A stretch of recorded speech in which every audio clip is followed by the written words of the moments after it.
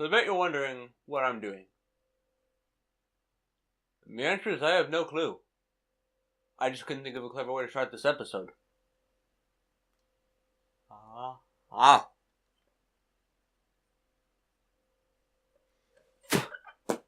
So let's talk about Horizon. Should probably pick that up.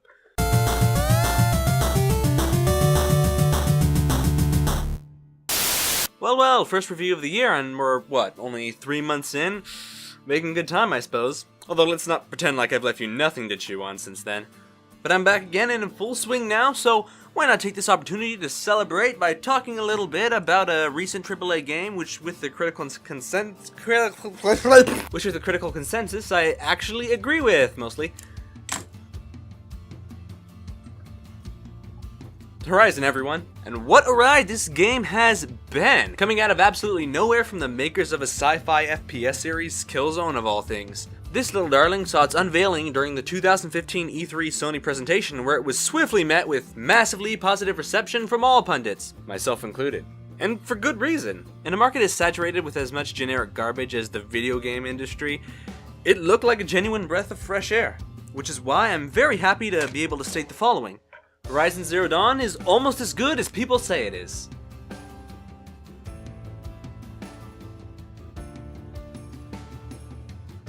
Almost. The biggest draw to this new IP is, very fortunately, also the game's strongest element, and that's its setting. One thing that pleasantly surprised me is how creative the world design actually is. Even ignoring the excellent designs of the machine-like animal adversaries, I have a feeling most players were expecting it to be just your typical cavemen and tribal people facing down against these metal beings. But instead, there are multiple groups of people with their own cultures that you'll come across on your journey. And the best part is that none of them are just a one-for-one copy of a pre-existing culture from our own history, but instead a hybrid of a number of historical civilizations as well as original creations. It creates a unique sense of awe as you explore and discover this vast world, since it doesn't feel like a replica of our own historical cultures. Also, massive props given to the artistic department, especially this, John Bart Van Beek? Apologies, but please understand why I can't remember that right off the top of my head. It's become rather customary in the video game industry that we must either expect a game to have a great visual design and aesthetic, or else high graphical fidelity, but not both.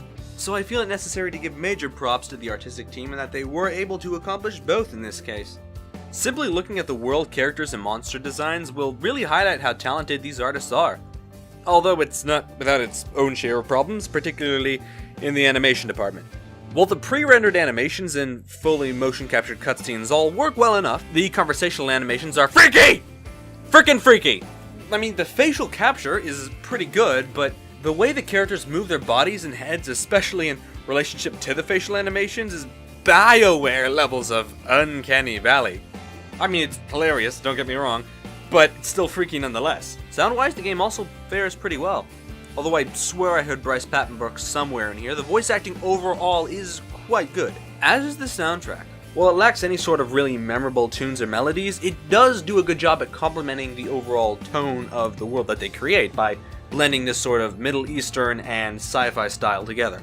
Now, as some of you will be quick to remind me, I have in the past had second thoughts on soundtracks that I found to be fairly mediocre, so this part of the review will get a big old asterisk next to it in case I come back and change my mind in the future, but feeling pretty confident about this time around. Of course, what's a world without some fun gameplay, and once again, Horizon lives up to its praise.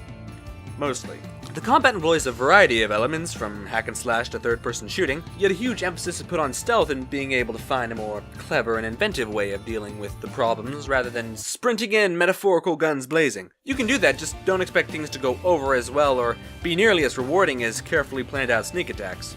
And it mostly flows together well enough to create an immersive and satisfying set of mechanics. But this is also where some of the problems start to appear. For one, the game's aim assist is absolutely terrible, forcing you to effectively be in already hit range before it locks onto the target, and that's only if you scan the target first. While that may not seem too bad on the surface, the problem is compounded by the fact that many enemies, especially the stronger ones, move so fast and asymmetrically that it's sometimes borderline impossible to aim your shots effectively. And considering the more than one type of enemy you'll encounter in the story will act like this, It makes progression downright hair-tearingly frustrating when you spend more time fighting the controls than fighting the enemy. I don't care if that line is a cliche one to use because it's true. Melee combat does fare better, although the lack of an ability to lock onto enemies does mean you'll be fighting with keeping the camera and your attacks directed at the person you want to go after, and the user interface makes me want to stab myself with a fork. Not only is every layout besides the map horribly confusing, but it's an absolute nightmare to navigate as well. Guerrilla Games, would you like to know why so many Japanese games still use the traditional 2-button menus and interface? Because it works!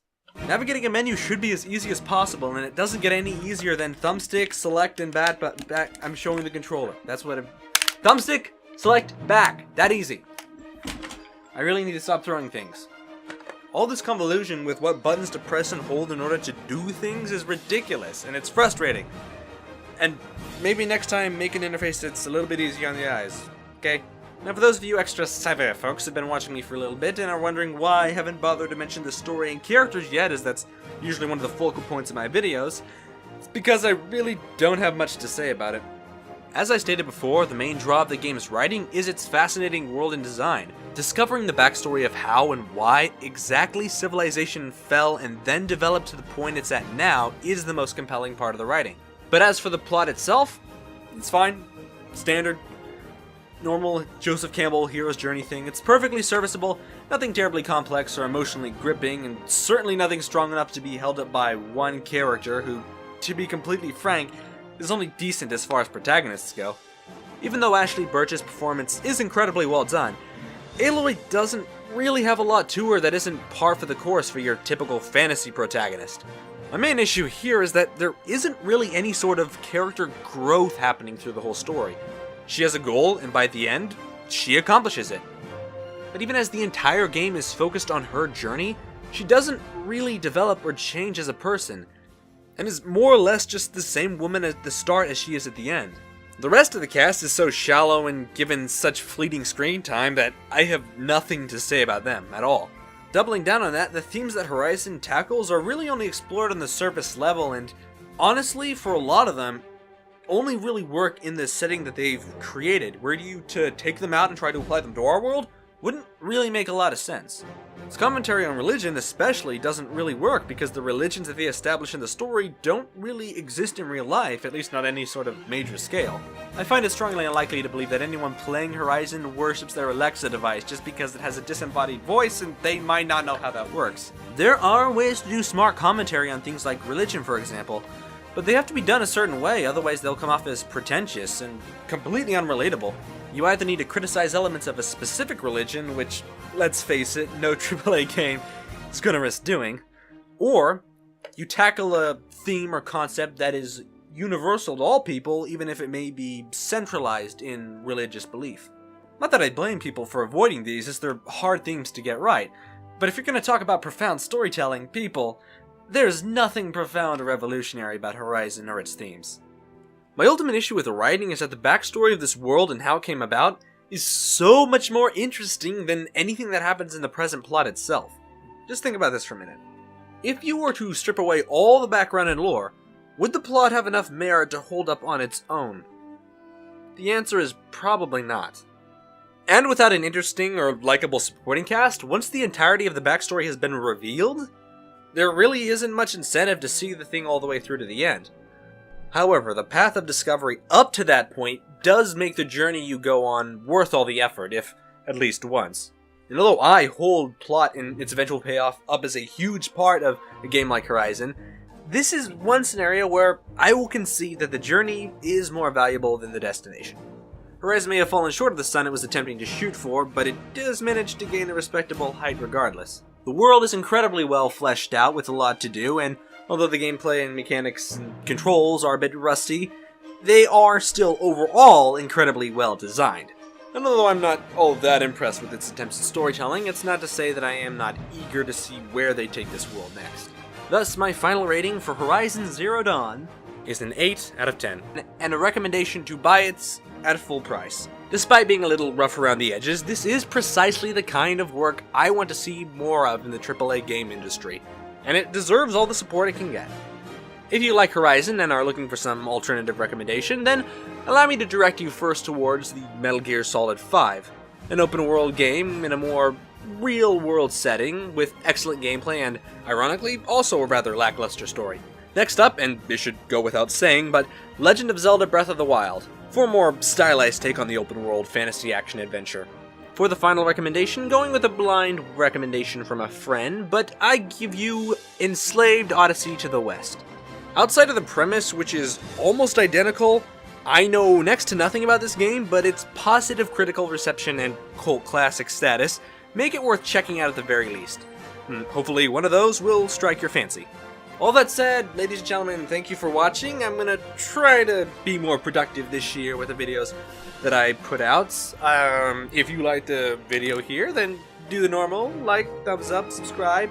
Regardless, my name is Caius. Have a wonderful rest of the day wherever you are, and I will see you all next time. Guerrilla Games, would you like to know why... Ow! Shoot, that actually hurt. Ow! Navigating your menu should be as easy as possible, and it doesn't get any easier than I gotta have the controller in my hand for this to make any sense. Crap. Take over. Oh, I don't have this 1080p and 60 frames a second, do I? So this is gonna look terrible. Huh. They'll forgive me.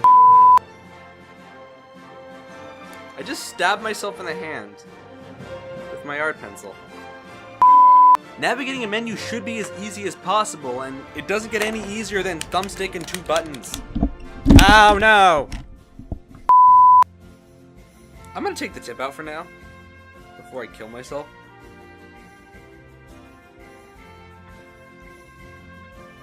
Much better. Alright. Thus, my final...